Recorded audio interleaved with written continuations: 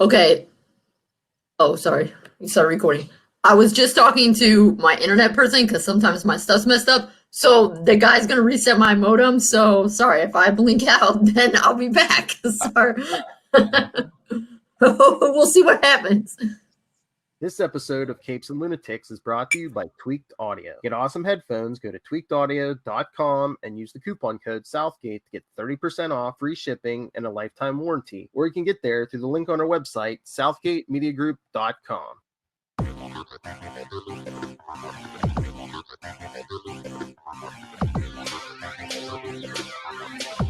Hello and welcome back to the weekly Nightwing news. I am Phil. Joining me, as always, is Kristen. Hello. She's not up on a pedestal, but she was a few moments ago. Another time, I'll show you my Nightwing swag. Look at her; she's all on brand. I'm really sad though because DC. The regular shop, the one, not the universe, not through the app, but the regular one, they sell these Nightwing mugs, but now they don't anymore, and my mug is getting damaged. Oh no! I might have to get rid of it soon, and it's very sad. I know. I miss the WB store. We used to have one around here. I know, right? That store was my dad misses that store. God, that store's been gone since the 90s, and every once in a while, when we go to a mall, like the one mall down in Columbus that used to have the store, he'll be like, "Man, I wish they still had that Warner Brothers store." It's like, Dad, it's been at least 20 years. It lasted until like the late 90s, yeah. Yeah, but he's like, "I don't care. I still miss it."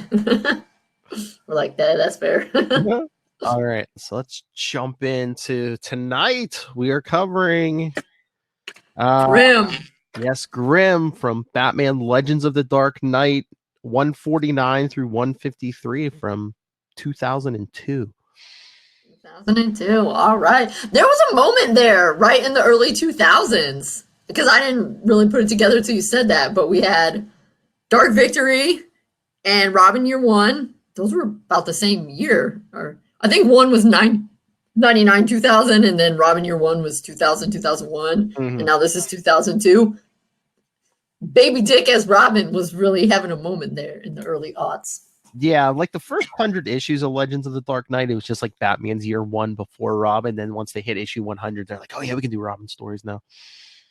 Oh, is that what I'm? Oh, I thought this might have been the only one. But did they bring Tim in then? Was like contemporary, or was it always supposed to be in the past? No, yeah, most of the Legends of the Dark Knight stories were set in the past. The only time I think they strayed from that, well, during like crossovers, like there was like 3 issues in Nightfall they crossed over, and then No Man's Land, it was, right. Oh yeah, that's right. They did the issue. No, that's right. Issue 100 was the like Robin issue, right? Yeah. Where they kind of did the retelling of Dick and the Jason one. Oh, that's right. I remember that now. So except when they made them cross over with the other books, yeah, these were usually set in the past.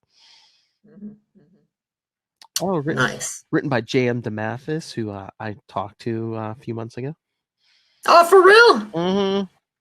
Man, you tell me I love this story. It was mostly about Spider-Man, so. Oh, never mind. It was before we planned this, so or else I asked him about this. All right. So he could have been our guy.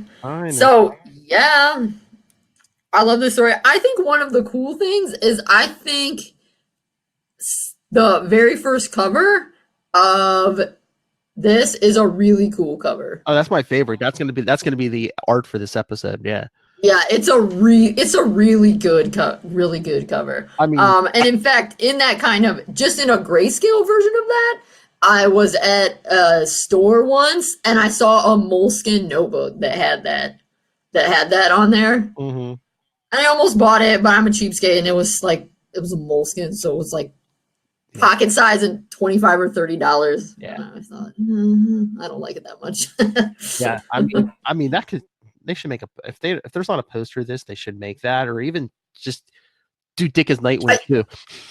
Yeah, actually, I think there is sometimes if you go to kind of a random store, sometimes in like your Wire or Walmart kind of thing, sometimes they have comic book art that you just are like, oh, hey. I actually have one that I got at Meijer that's that Batman 615, the one from Hush, that's Nightwing and Batman running across the rooftops, and they just randomly had it in the home department of basically my grocery store. And I snapped it up. I have that image in my house. You'll never believe this. When we were getting Luca's room ready, like, right before he was born. Yeah. For his room, I bought.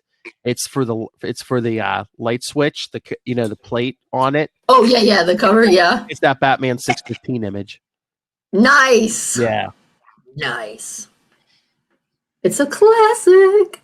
Yeah.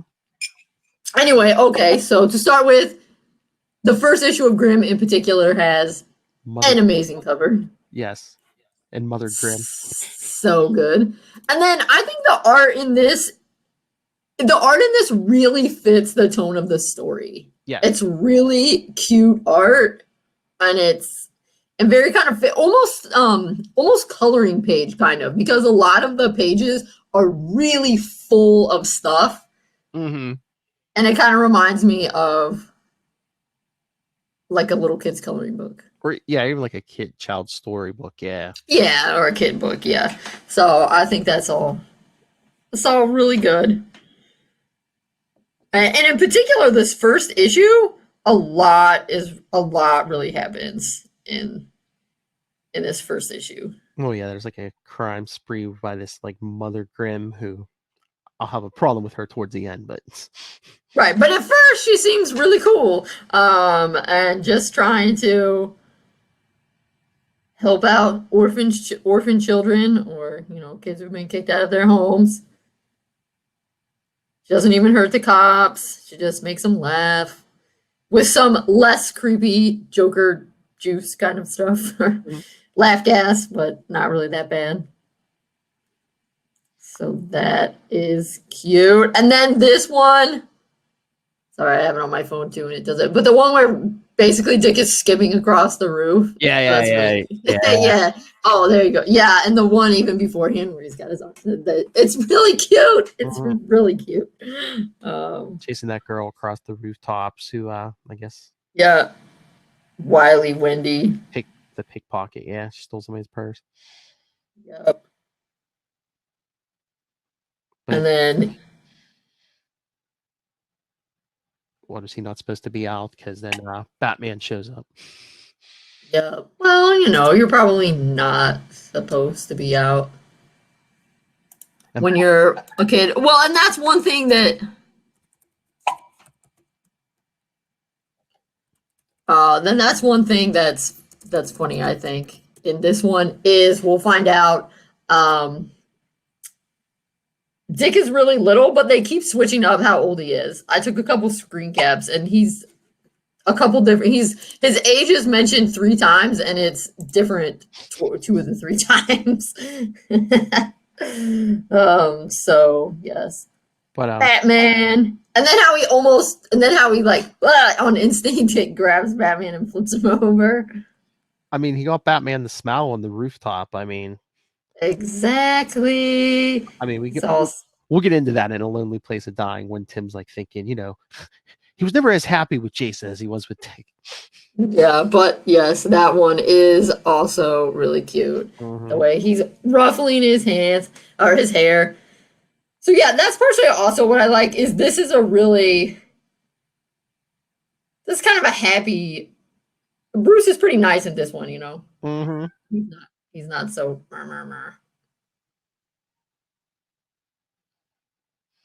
But it's interesting that J.M. DeMatteis wrote this because he's very much a lot of his stories. He gets into like the psychology of like the characters and stuff. Mm. Okay, I mean he did do some of that. Oh yeah. In here, and so I love when we're up in Dick's room. This one cracks me up because his room in this version is so crowded. Oh yeah. As opposed to the one we read in, I think it was the one the annual 4 that was 1995. That was really hilarious because his room was so barren there. He just like had a rug. And in this one he has Robin Hood and a Flying Gravesons poster and a Led Zeppelin poster, which is funny, and a Robin Hood model kit and some kind of camera and a football and a Baker Street, so a Sherlock Holmes sign, toy soldiers, a Superman, trophies, a globe, books, some kind of boomerang, a clock. I don't know, some random Godzilla kind of looking toys. Lots of books. Thinking about it. Yeah, his room's kind of a mess. Oh yeah. But I like it, and that feels kind of a little bit more to me. And maybe it's just, I like a little bit happier, smilier Bruce Wayne. But that feels to me more like what Bruce would do when he takes it. Because I think that's one of the ways, and it kind of makes sense for Bruce being a rich guy, that Bruce shows he cares through buying stuff. Yeah. Particularly since Bruce is not always good with his words, talking about his feelings. And so I definitely think that if, when Bruce decided to take Dick in, he was kind of thinking, yeah, I know, take this kid in, and I know he's grieving. What do kids like? Kids like toys. And then Bruce goes to the store, and there are so many toys, and he doesn't know what to do. And he thinks, whatever, I'm a billionaire. And he just says, I'll take one of everything. Can you imagine? I mean, maybe not quite that bad, but close. Plus, can you imagine the first Christmas with a billionaire? Oh, yeah. I mean, it would be insane. Particularly when you're a little kid, because Oh yeah. as you get older, you start wanting more expensive things, fancy tennis shoes, electronics. But when you're a little kid, yeah, I remember when I was 8, I used to have so many Christmas presents because I want a Barbie, and a Barbie was $5. You can buy a lot of $5 Barbies. Exactly. Toys, yeah. So yeah, there'd be so much crap. It'd be awesome. So anyway, I like the picture of his room. Mm-hmm. It's really funny, and that's what I like to imagine Bruce would do, is just buy so many things. And then Batman's with the cops as they drag David Revson out of the river. Yep. His only family is an 8-year-old son. His wife was murdered 18 months ago, and one of the cops, well, at least the kid will have his old man's money, which Yeah. Bruce. He's like, Always a sore point for Batman. If you think that will mean anything to the boy, you're a fool.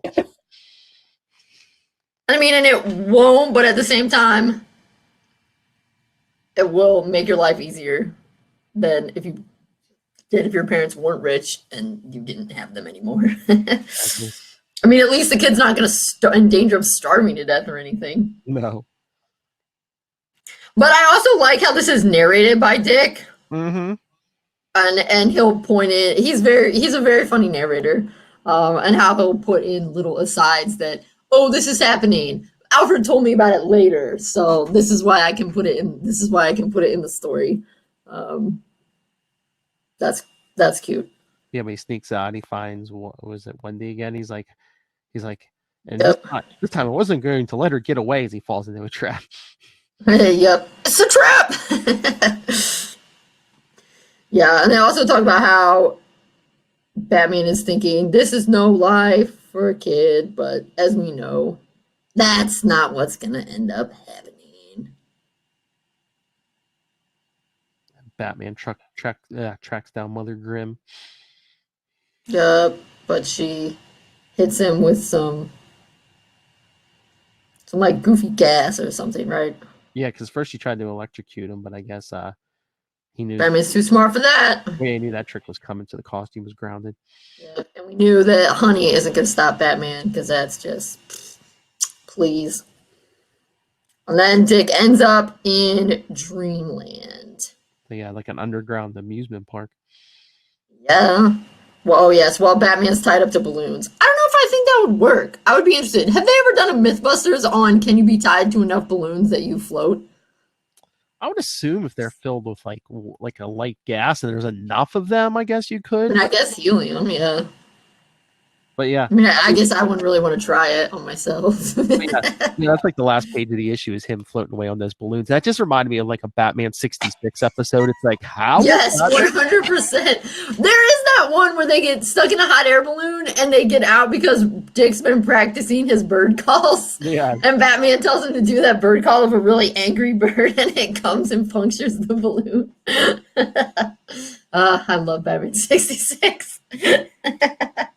I'm surprised they didn't like schedule this better because I thought they would have like started an arc or ended an arc on issue 150, but issue 150 is like part 2. I know, yeah, it is kind of weird that it's 149. But such is life. So yeah, then Batman, busts himself out. Dick gives funny little commentary. I would have been scared. I don't know if I think Dick would have actually been scared about floating and falling, but he knows Batman wouldn't. Batman cuts himself free and then slows his fall with some rope, like 3 ropes. Yeah. Belt. Get all the cool Dreamland stuff. Yep, getting shown around the amusement park. Pretty awesome. And it's when he's first introduced to Mother Grimm that we learn. And so this kind of throws a wrench in some of the other stuff because he says it had been 2 months since my parents died. So this has been really quick. And he put that Robin suit on. Stat.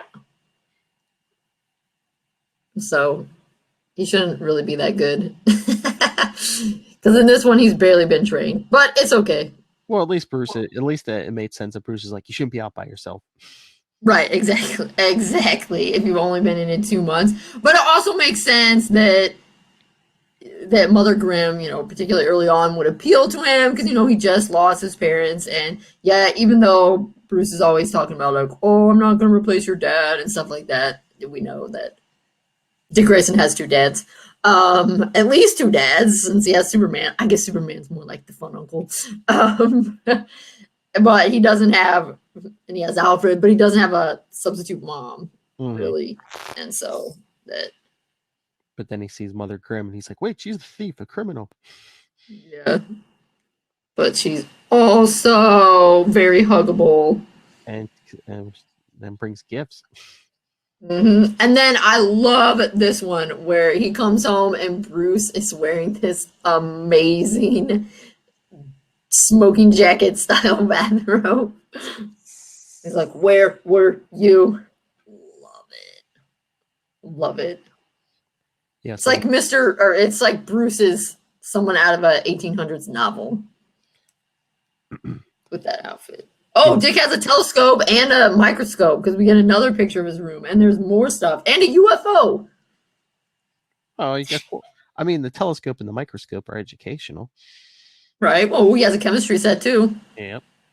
I'm not saying that he shouldn't have them. I'm just saying I appreciate every time I get to look into his room and see all the stuff he has. But yeah, speaking of the poor recently orphaned rich boy, he gets kidnapped. Oh, yes, he does. But yeah, I guess Bruce is all torturing himself because he's like, I don't know how to be a father. Yeah, he's like, I don't know if you're ready for this mask. And he takes the mask away. But then some pretty good stuff to get some good info from Alfred. He hates me, Alfred. He doesn't hate you, Master Dick. But he's never had to deal with this business of being a parent before. And he's like, my parents are dead. As are his. But then this is one of the really good things that I think really does encapsulate a lot of the issues that Bruce has, is that he says, but you see, because his mother and father died when he was so young, his image of Dr. and Mrs. Wayne has become idealized. And so he doesn't have a realistic example when it comes to raising a boy. And I think 100% that is where all Bruce's issues with the Robins come from. His parents died young, so he never had the sort of, oh, what happens when I'm a teenager and my parents, we don't get along, or, any of that kind of stuff. He never needed to be independent from his parents because they were already gone by the time he was at that stage. And now, he misses them so much, and that was the catalyst for becoming Batman, that everything is, they just become really idealized. This I thought was interesting because in this one, Bruce holds up a picture that is Mom, Dad, and me, Coney Island, my 12th birthday. And then there's a couple mentions of Dick being, or one mention of Dick being 10, and then another of him being 11. So that in this version makes him younger than Bruce. Yeah. A lot of other ones make them exactly the same age or Bruce younger. But hey. I guess it could be like how coincidental if they're the same age and stuff. Right. I mean, I guess I thought that's always what it was supposed to be, was they were supposed to be the exact same age, but yeah. Then, it's never officially established since back in the Golden Age, Dick was just child years old. And for 20 years, we had no idea what age he was. And then suddenly they decided he's old enough to go to college. And so we're like, oh, he's 18 now. What do you know? But then we see Herbert, the rich boy's nanny, being killed by a new villain dressed in green. Yup. Batman's busting some heads. Yep. And he goes in and finds that Dick has already snuck out with Wendy, which is funny, I guess, so they don't have to deal with the, oh no, did someone discover Batman's secret identity? But they have, Wendy was outside, followed Dick and was outside his room, and she's not like, oh man, Bruce Wayne's Batman.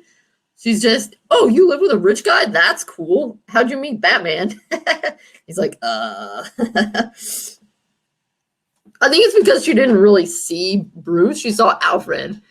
So she thinks, oh, you live with that old guy. Obviously, he's not Batman. It's just funny. They go back to Mother Grimm, and then Batman breaks in through the skylight. Yeah, classic Batman. A Batman entrance, yeah. Classic Batman. He's like, you think I would just let you kidnap him? And Robin's like, it's not like that. Yeah. We want to be here. And yeah, hard for Batman. And it was pretty freaky because Batman beats those people up and he does scare the kids. And Dick's like, oh. Yeah. And it's kind of rough and scary. Maybe I want to stay. And oh, Batman's so sad. He's so sad. Mother Grimm kind of gives him the choice and he says, I'm staying with you. Yep. But then he still says, you will let him go, right? She's like, oh, of course. Except we know that's a lie. Or we're about to know it. We're about to know that's a lie. Because he gets sent somewhere else where there's he's facing a huge Mother Grimm. Yeah, well, Mother Grimm drugs him with something. Yeah. And yeah, he ends up in some kind of creepy box where he's having all kinds of crazy dreams, which, as Dick narrates for us, he tells him about later. He's worried that he's not doing the right thing by Dick, and then they're all gonna die. So I guess that's your psychological stuff. You said, how do you say his last name? Dematis? Demathis? Dematis, yeah. Dematis, that he was, he liked to do that kind of stuff, so he's doing it again. Yeah, because issue 151 opens with Dick having a nightmare. He's being chased by a shadowy figure. No, Bruce is having the nightmare. Oh, okay. Oh, that's right. Yeah, it's Batman. But he's imagining himself as a little kid. Yeah, but he's being chased by Robin. Right, because he's worried about what he's done. Is he being a good guardian, mentor, friend, parent? Insert word here. And then, though, Wendy shows him some stuff that makes Robin start to realize, maybe this Mother Grimm isn't quite so fabulous after all, because she takes him to her favorite place to look out on Dreamland, but it also happens to be a huge surveillance center.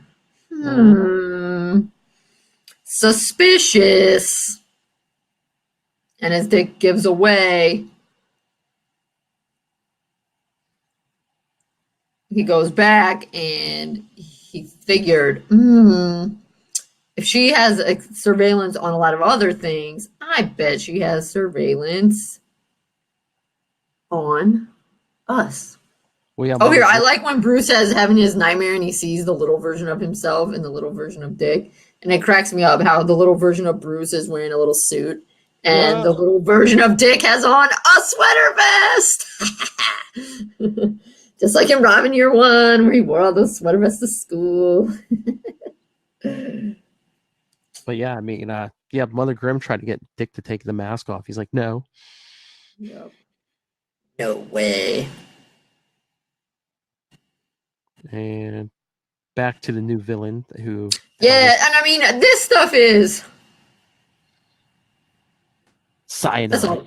Yeah, it's all right. I mean, I really love this story more for obviously the Bruce and Dick stuff because cyanide's a little bit weird. I'm not a huge fan of her costume. It's kind of ridiculous and exceedingly impractical. But yeah, it's like it's like a 90s costume, yeah. Yeah, and it covers nothing. Well, just it covers the things you can't show in a comic book, and that's about it. Oh, and most of her legs. All right, Robin saves Batman. Well, yeah, from the glass box. Yeah, he finds them all drugged and stuff. Yeah. Yep, and then Wendy says, "You know what? Oh yeah, because they're. Oh shoot, hold on. I took some screen caps of when they talk about Dick's age, and I missed one already. Where were you? Oh yeah, that's right. When he's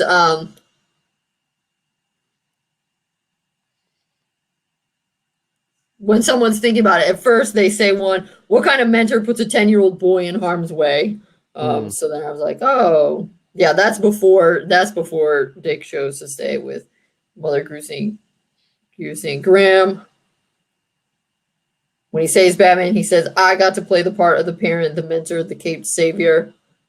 And then he's talking about, oh, I was so grateful to Wily Wendy for helping us get out. I loved her then. And then he's suddenly become 11 years old. I was all of 11 years old. What did I know about love?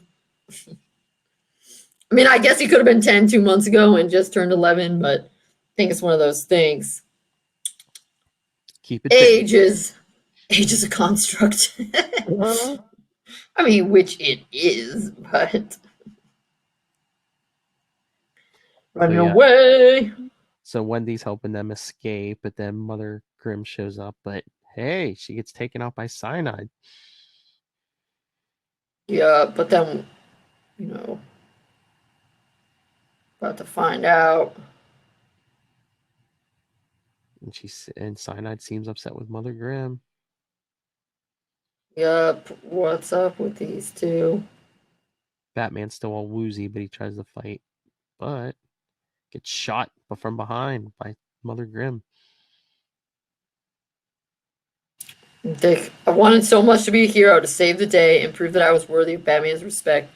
Big dreams for a little boy. Too big. Oh, no. Next, the issue ends with him. Oh, you get the symbolism. Look at Dick over Batman. Oh, right. Yeah. That's very, like, his parents, Bruce's parents. I mean, if they hit you over the head with it anymore, there'd be like a broken string of pearls sitting on the ground. Right, yeah, for real. Maybe like a trapeze bar off to the side, too. Just for it to be like, oh no, both of them. Ah. For sure. Yeah, so that's the end of 151. 152. Most of these covers are so good. Yeah, no, it does have really good covers.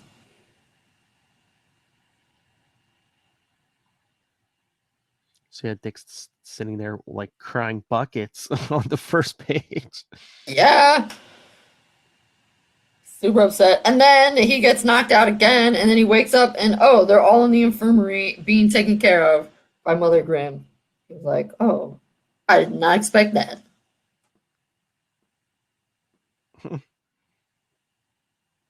You killed Batman. No, it wasn't a bullet, just another one of Mother's cocktails. Right. I just wanted Cyanide to think he was dead. Dick's kind of, What? Always comes What's back. going on? Always to tear down my dream. So then he says, all right, something's up with you. I mean, obviously, but he says, I want some answers. And this is, yes, where we start getting some answers. Although first we flash back to Cyanide and start getting some answers that she is, spoiler alert, everyone, from almost 20 years ago, the biological mother of Herbert Yes. Herbert Rebson. I like this since we've got Dick making the commentary when Batman comes in and Cyanide says, I thought I killed you, or she killed you. If I had $1 for every maniac who thought I was dead, I'd be the richest man in Gotham. Insert Dick's commentary, which of course he was. Which is funny. So it's kind of like he does have $1 for every time someone thought he was dead. And then many more dollars besides. But yeah, Batman breaks in on Cyanide and says, I couldn't save the nanny. I couldn't save your husband or his second wife. What? Yeah, exactly. So then we realize, oh, the Cyanide is telling the truth. She isn't just making up some goofy tale. It seems that she might actually be Herbert's real mother. And of course, she's giving Batman a decent fight because he's still woozy from the drugs. Right. And then he messes up a little bit and calls Herbert Bruce. Yeah. Herbert Bruce, my name's Herbert. And Batman's like, oh, yeah, of course, Herbert. My bad. Then Cyanide tries to get him again, but he puts her in a hold. And then he says, go to sleep. And she's like, what? And he gives her like the Vulcan nerve pinch. Yeah, I know. Which is now apparently the Batman nerve pinch. That's right. And then Mother Grimm is telling Robin a story. That's a cute picture. You can see it when she's sitting on the couch behind her. And she has such a huge dress. Hearing her life story, which,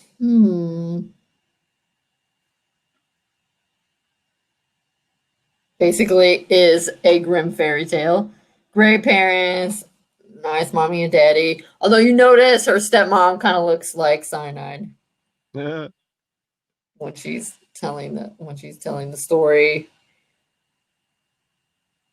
And then she in the story marries, sounds like the rich guy, David Rebson, and it's like, oh, we couldn't have any kids, so now that he died and gave me money, I will just help all these other kids.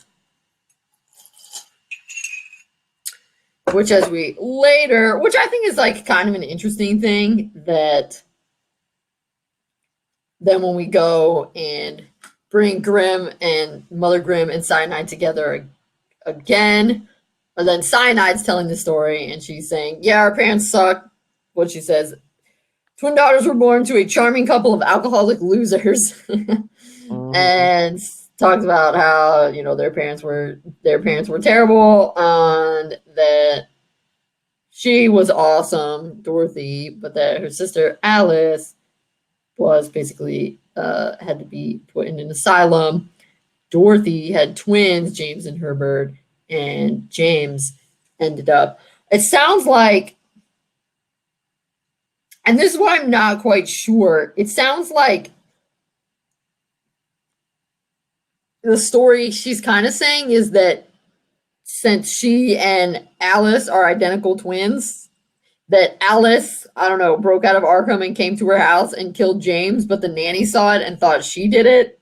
I think so, yeah. Yeah, okay, I thought that's what she was saying. And then I assume since she had never said to David, oh, by the way, I have an identical twin who's in Arkham, when she tried to pull the, I have an identical twin who murdered our baby, he was kind of like, oh, that's convenient. Yeah, I never mentioned it. Never had an identical twin until now. And so then Mother Grimm and Robin walk in, and Mother Grimm's like, it's lies. I have no sister. Right, so She goes, look at me. How could that be my twin? And that's when all of a sudden, no one noticed it before. Robin pulls off her fake head. No one noticed she had a fake head. I feel like they must have noticed she had a fake head, and they just didn't want to ruin the illusion. Maybe they thought it didn't matter. Yeah. Because yeah, she has a fake everything. I mean, she's such a giant person. Well, yeah. I mean, there's no real person is that big. Yeah, the whole outfit's padded. Yeah, so you didn't guess twin sister. Yeah. Right. Yeah. Although now they don't really look like twins because Alice is still. Blonde. They don't really look like identical twins because Alice looks like the one in the Couple of Alcoholic Losers story. But Cyanide kind of looks more like the stepmom or whatever. I mean, not to say they can't actually be twins. I mean, there's hair color. But I do kind of think that it's interesting that they're both telling plausible tales, but there's enough stuff in each one that you're kind of which one's right. Yeah. And then this awesome cover for the last one, pretty classic as well. Oh yeah, because after Robin rips off Motherhood's head, she's like, you know what you've done? You've killed Mother Grimm, and killing her, you killed them all. And she sets off a bunch of bombs. Yes, she blows up Dreamland, which was pretty rude. But then I like the title of this one, Part 5, I Prove My Worth. So we know good things are going to happen. Oh, that's a decent cover on 153 of Dick. Yeah, definitely. So he's keeping us up to speed like a good narrator. My name's Dick Grayson, and back when these events transpired, the world, well, Gotham City anyway, was calling me Robin the Boy Wonder. Swinging in, saving kids. Exactly. Saying he's only been a boy wonder for a little while. And then here he says again, an 11-year-old orphan. So he's not sure he can do it, but obviously he's not as out of his league as he thinks. And his circus training did train him to save that kid from the burning whatever. We don't always see ourselves as others see us. Yeah, because all his saves are like swinging from stuff and high wire stuff. Yep. We see Batman trying to save people. Yep, and how he says, oh, yes, another classic one. Saw who I was before I could be with the right guidance and training, and let's face it, when it came to teachers, I had the best. Which that pops up in a number of other things when people say something about I learned from the best or whatever. Or when his friends are making fun of him, they don't say the best, but they're like, he was trained by Batman. I was going to say, do our best Satan's impression. Yeah, did you know he was trained by Batman? He was trained by Batman. And how they say Wendy, and she says, "You're a real hero. I never knew a real hero before." And then she kisses him. Is that in certain versions? Is that his first kiss? Yeah, it is in that one because then he says something later. Oh yeah, I didn't scare you back then. Scared me? What do you think? I never kissed a girl before. And then in the intro monologue, that's exactly what she thought. And boy, was she right. And of course she's right. You're 10 or 11. Hopefully you've been kissing a bunch of girls before this. But it's funny. So yeah, they're racing. It's cute. They're racing out. They get the cyanide, and she's like, "Do something, you bad-eared idiot! She killed my baby. Now she's gonna kill Herbert." And it turns out they're at one of the old Revson estates. So that one. So they do seem to be hinting that it is that Cyanide's version of the story is real. Once lived with her extremely former, she'd done a pretty thorough job of killing him, husband. So yeah, Alice has Herbert. Actually hits her with a rock and gets away. Exactly. And then she's saying, I didn't kill him. She's just lying. And, who knows? And then, because Herbert hits her with a rock, she gets mad and that's it. I'm taking off this groovy costume. Yep. And then Cyanide takes off on them, and Batman's like, "Okay, I'll take Cyanide. You go find Herbert, the dick." And he's like, "You still trust me?" He's like, "I never lost faith in you." Exactly. Joining up, you still trust me? I never lost faith, only in my ability to be the mentor you need. Oh. Get that shock look off your face. Even Batman can have a few doubts now and then. Because Batman's smiling again! Yes! But not anymore. Not anymore. They were friends. They both go after her. Batman goes after Cyanide, kicks her in the face, which is pretty awesome. Fighting in the trees, up in the trees. Yeah. Exactly. And then we see Alice catch up with Herbert. Looks like she's gonna hit him with a big rock until Dick shows up. Right. And he convinces her. He's like, no, don't do that. She's like, and then he says, I wasn't just trying to save Herbert Revson. I was trying to save Bruce Wayne. She tries to stab him. Or she does stab him a little bit. And then Wendy comes in with the other kids. They're like, Mother, you were so good to us, but we can't let you stab a kid. Come on, man. And Dick picks it up. Yeah, listen to Wendy. You torn off. Just because you took off your mask doesn't mean you have to be a not nice person anymore. And then she realizes, yeah, I do love kids. So it does kind of lend credence to maybe she, has something not quite right upstairs because she keeps going back and forth very easily. And then, but boom, Cyanide comes in and they both end up in the river. Fighting in the river, yep. Fighting in the river. It's always bad. They get washed away. Robin almost jumps in. And Batman's like, no, they're gone. But he's feeling kind of woozy too, so Batman catches him, yeah. Yep. And he says, I got to take care of your wound. I'd hate to lose the best partner I ever had. Aww. And he says, I'm the only partner you ever had. All the more reason not to lose you. Those lines are basically why I had us read this arc. And yeah, Mother Grimm and Cyanide their bodies were never recovered, so they can always show up one day. Exactly. Although I don't know if they have. I don't think they have, but I'm just saying at any time they could. Right, yeah. Let's bring them back. Let's see what's up.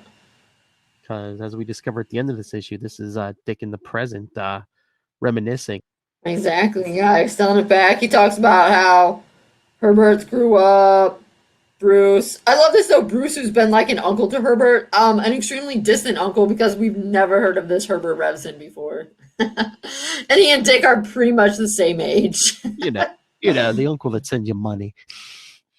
It's like Herbert doesn't need any money though. The uncle that sends you financial advice for how to manage your gazillions of dollars. I mean, which actually, if you had gazillions of dollars, that is what you would need, is advice. And of course, the Wayne Foundation makes sure all the kids get a good home. I like this. Wendy, she's graduate school. Yeah. Getting a master's in journalism. That's right, Wendy. You go. And then there's Dick racing with time and with the tutoring of the best mentor, the best father. Oh, the boy could ever ask for. He learned he had more strength, more resilience than he ever dreamed. See, it's so heartwarming. Took to the world of capes and tykes like a natural. As the years passed, he learned from Bruce Wayne. He grew. And then he turns around and he's narrating to us in the present. When the time came, when he left the nest, well, actually, it was a cave.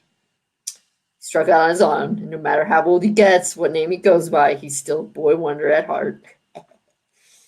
And you know what? I wouldn't have it any other way. And he and Batman smiling again. Jumping through, or ziplining, or grappling, whatever you call it, through Gotham. Yeah. Very happy. Look at that smile on Batman's face, man. He's so happy too. That was a good story. Like I said, it's a heartwarming story. Yes, I love it. Of course you do. It's Dick Grayson. It was Dick Grayson centric. Of course you did. I know, true. But also, I extra love heartwarming things. I mean, you love it too because it was Dick Grayson centric. I know. But you're not as into the heartwarming, I feel like. No, I do. I am. Okay, good. That's true. You have a son of your own, but I hope you have bonding things that don't involve busting up criminals. Because as much as we love to read about it, it is very unsafe. I know. He's only 6. He's almost 7. Gotta wait till he's 10 or 11. I don't know, 8. I think you can start training at 8. This is a golden age. Right. But I think your wife would kill you, Oh, so it's probably best not to. But yeah, it's a good one.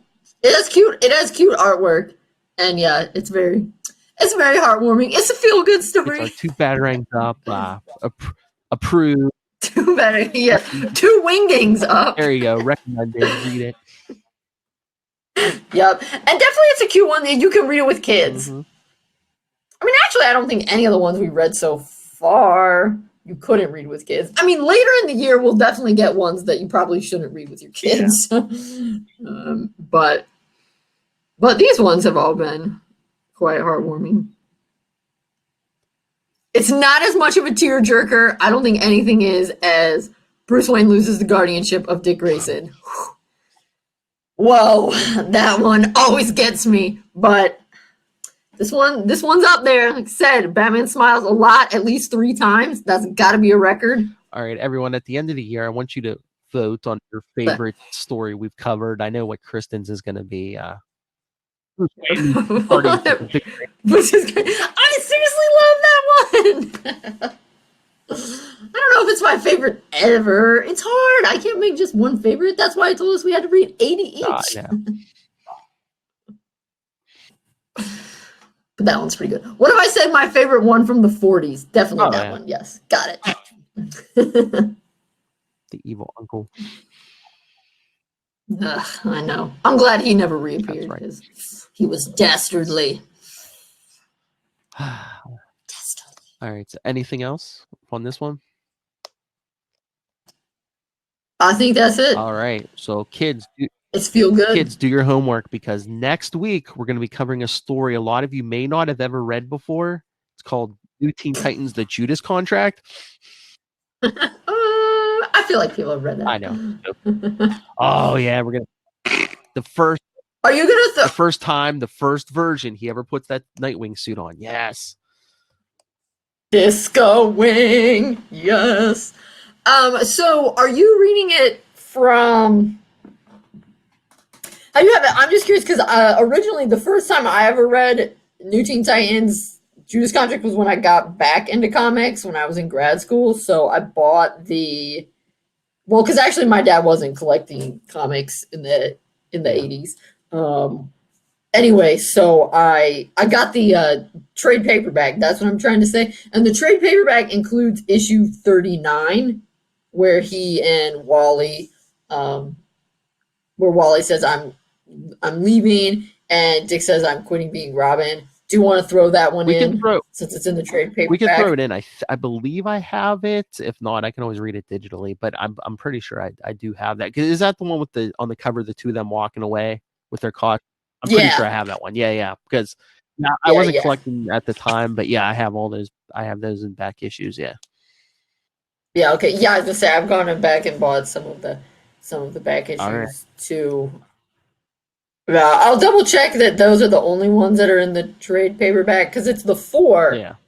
It's a nice one to read in trade paperback because, I mean, well, once you have the issues, it's fine. But it's very confusing because it's one of them's an annual, I think. Yeah, the right? last part is the annual, so it's a little bigger. The annual, okay.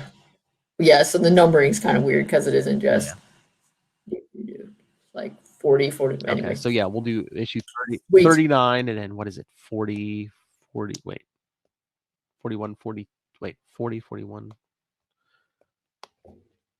Do you want me to run downstairs and check the trade paperback? Right here. Okay. The Judas Contract is 42, 43, 44, and then annual number 3. Okay. So, but yeah, I'm pretty sure it's 39. It's the one. Yeah, it's the one that has them with their costumes on the ground and them in regular clothes walking away. It is a very iconic cover. Yeah, I'm pretty sure 99% I have it, but if not, like I said, because they've riffed on that one and other ones. So yeah, prepare yourselves, do your homework. Tales of the Teen Titans 39 and then 42, 43, 44, and annual 3. Yes, you probably know what's up. We, of course, are reading it and love it because premiere of Nightwing, woo woo. But also, it is very highly regarded in the world of comics, not just because of Nightwing premiering, but because of the story itself. I mean, because the title, the Judas Contract, actually has nothing to do with Nightwing, but it's a good title. Love it when they have those kind of smart titles. And I get it. I'm like, oh, I feel so smart. All right, we get out of here. Yes. All right, so everyone, send your thoughts on this, on Grimm, or any of the stories we read, or hey, like we said, send your thoughts on Judas Contract or anything upcoming. I'll save it for weeks. I don't care. Email us, capesandlunatics@gmail.com. Call the voicemail, 614-382-2737. That's 614-38-CAPES. Follow Nightwing News on Facebook, on Twitter, all of the social media. All in one place. It's the Linktree, linktr.ee/capesandlunatics. And remember to support the sponsors, Tweaked Audio, Hunt a Killer, Pod Life the book, now in digital and paperback. Do I have it over here? I might have moved it, but make sure you pick up, Pod Life the book and Dick Grayson Boy Wonder from the 75th anniversary of Dick Grayson. Buy both of those on Amazon and use the Southgate Media Group link that you'll find in the show notes to purchase those to bring you such fine products as the Nightwing News. All right. And I know you're not going to promote anything. You already do it for me. You're not a showboat like that woman who put the Dick Grayson Boy Wonder book together. No, definitely not. Is her now. No way. Who is that? All right. That was so 5 years ago. So 2015. Exactly. All right, everyone. Again, join us next time for the Judas Contract, followed by Batman. Was it 340? The Jason. Oh, 368. Yeah, the Jason Todd issue. Yeah, 368. And I think we added something else to that one too, didn't we? One of the Tim ones, right? Maybe.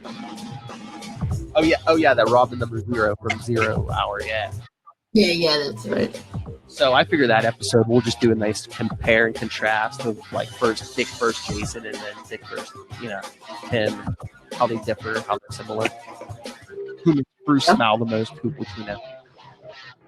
Who did Bruce what the most? Smile the most. Oh, smile the most. Oh.